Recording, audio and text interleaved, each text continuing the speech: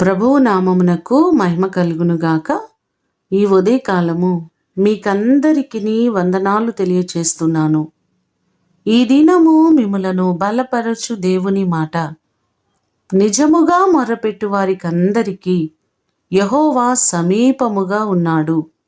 కీర్తనలు 145వ కీర్తన 18వ చరణం. మన దేవుడు మనకు సమీపముగానే ఉండేవారు.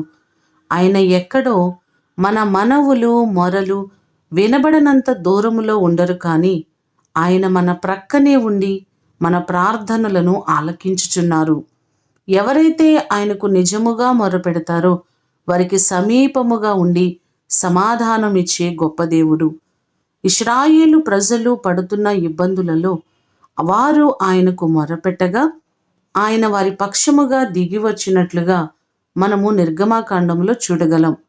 అలాగే మనకున్నటువంటి ప్రతి సమస్యలో, ఇబ్బందిలో, కష్టములో దేవునికి మొరపెట్టినట్లయితే ఆయన మన మొరలు ఆలకించేవారు. ఈ మాటలు వింటున్న మీ అందరి జీవితాల్లో మీకున్న ప్రతి సమస్యల నుంచి దేవుడు మిమ్ములను విడిపించి మీ ప్రార్థనలన్నీ ఆయన ఆలకించి అంగీకరించి సమాధానం ఇచ్చునుగాక. ప్రార్థన చేసుకుందాం. పరలోకమందున్న మా తండ్రి, మీ పాదములకు వందనాలు, స్తోత్రాలు ప్రభువా.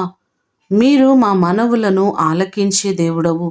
మీ సన్నిధిలో నిజముగా మొర్రపెట్టు వారికి సమీపముగా ఉండి మాకు సహాయము చేసే గొప్ప దేవుడవు మీరే ప్రభువా. మీ కృపచేత మా ప్రియులెల్లరినీ జ్ఞాపకం చేసుకోండి.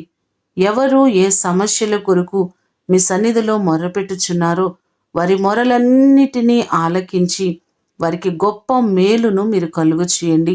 బలహీనులను బలపరచండి. మీ శక్తి చేత, మీ బలము చేత ప్రతి వారిని మీరు నింపండి.